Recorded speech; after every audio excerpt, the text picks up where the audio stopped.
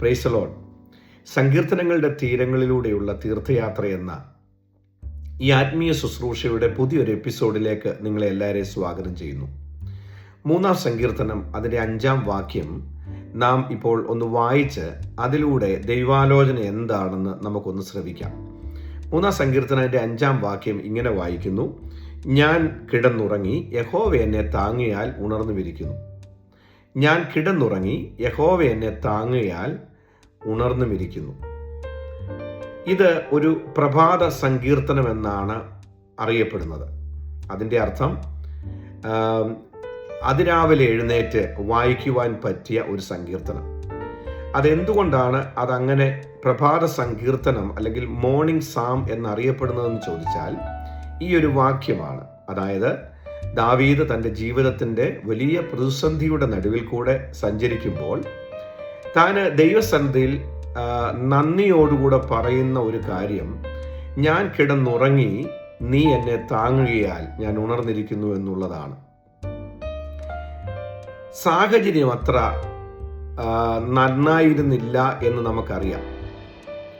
താൻ എന്നും കിടന്നുറങ്ങുന്നത് പോലെ സിംഹാസനത്തിൻ്റെ തൻ്റെ വില കൂടിയ കട്ടിലിൽ അല്ല കിടന്നത്, മറിച്ച് താൻ കാടുകളും മലകളും കുന്നുകളുമൊക്കെ താണ്ടി ഓടുന്ന ഒരു യാത്രയിൽ കിട്ടിയ ഒരിടത്ത് കിടന്നുറങ്ങി സമാധാനത്തോടെ ഉറങ്ങി എഴുന്നേറ്റു എന്നുള്ളതാണ്.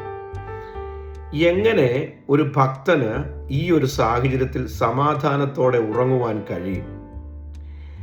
സുരക്ഷിതമായൊരു മേഖലകളിൽ നല്ല സുഖമുള്ള ഒരു ബെഡിൽ കിടക്കുമ്പോൾ ഉറക്കം വന്ന് നന്നായി ഉറങ്ങുന്ന ഒരാളെ പോലെ അല്ല ദാവീദ് ഇപ്പോൾ. അങ്ങനെ ഒരാൾക്ക് സാധാരണ പെട്ടെന്ന് ഉറക്കം വരും, ദീർഘമായി ഉറങ്ങുവാൻ പറ്റും, ഗാഢനിദ്രയിലേക്ക് വീഴുവാൻ പറ്റും. എന്നാൽ ഒരു ഓട്ടത്തിലായിരിക്കുന്ന ഒരു രാജാവ്, മരണഭീതിയിലുള്ള ഒരു മനുഷ്യന് എങ്ങനെ ഇങ്ങനെ സമാധാനത്തോടെ ഉറങ്ങുവാൻ കഴിയും? പുതിയ നിയമത്തിൽ കർത്താവായ യേശുക്രിസ്തു ഇളകി മറിയുന്ന പടകിൻ്റെ അമരത്ത് തല വെച്ച് കിടന്നുറങ്ങിയതായിട്ട് നാം വായിക്കുന്നുണ്ട്. എങ്ങനെ ഇതിന് സാധിക്കും? അതിൻ്റെ കാരണം ഈ സങ്കീർത്തനത്തിൻ്റെ പ്രാരംഭമായ വാക്യങ്ങളിൽ നമുക്ക് കാണുവാൻ സാധിക്കും.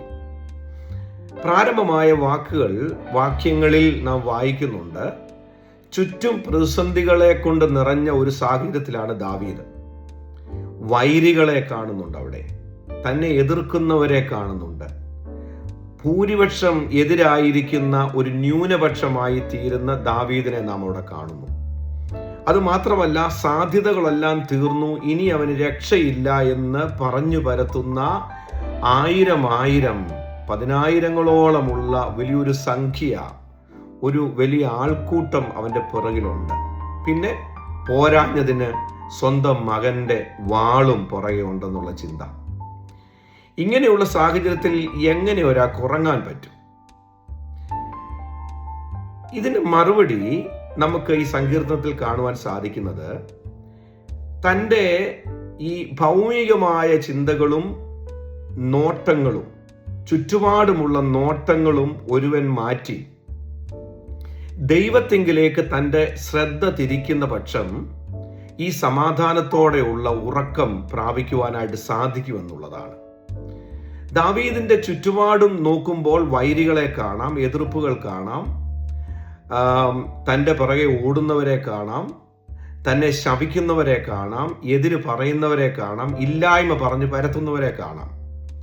എന്നാൽ പിന്നീട് ദാവീദ് തൻ്റെ നോട്ടം മാറ്റുകയാണ്. താൻ ദൈവസന്നിധിയിലേക്ക് നോക്കുകയാണ്. അതുകൊണ്ടാണ് അതിൻ്റെ 2-ാമത്തെ വാക്യത്തിൽ വായിക്കുന്നു, അതിൻ്റെ 3-ാമത്തെ വാക്യത്തിൽ, നീയോ യഹോവേ എനിക്ക് ചുറ്റും പരിചയം എന്ന് പറയുന്നത്.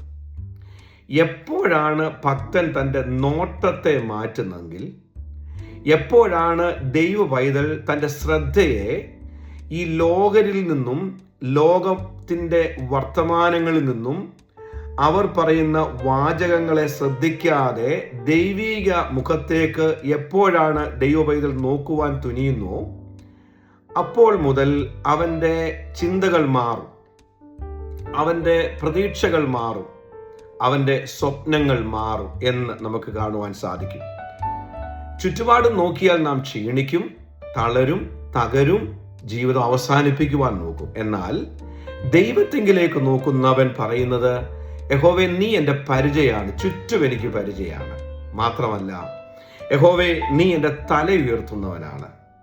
പിന്നെ പറയുന്നു, എൻ്റെ വൈരികളെ ഞാൻ ഭയപ്പെടില്ലെന്ന് പറയുന്നു. കാരണം എൻ്റെ ശ്രദ്ധ മാറി, എൻ്റെ ചിന്ത മാറി, എൻ്റെ നോട്ടം മാറി. എന്നിട്ട് അവസാനം യഹോവേ എഴുന്നേൽക്കണമേ എന്ന് പറഞ്ഞാണ് ഈ സങ്കീർത്തനം അവസാനിക്കുന്നത്. അതിൻ്റെ 7ാമത്തെ വാക്യം വായിക്കുന്നു, യഹോവേ എഴുന്നേൽക്കണമേ എന്ന് പറഞ്ഞുകൊണ്ടാണ്. അത് ദാവീദിൻ്റെ ഒരു പാട്ടിൻ്റെ വരികളല്ല. അത് ആക്ച്വലി അത് മോശയുടെ ഒരു പാട്ടിൻ്റെ വരികളാണ്.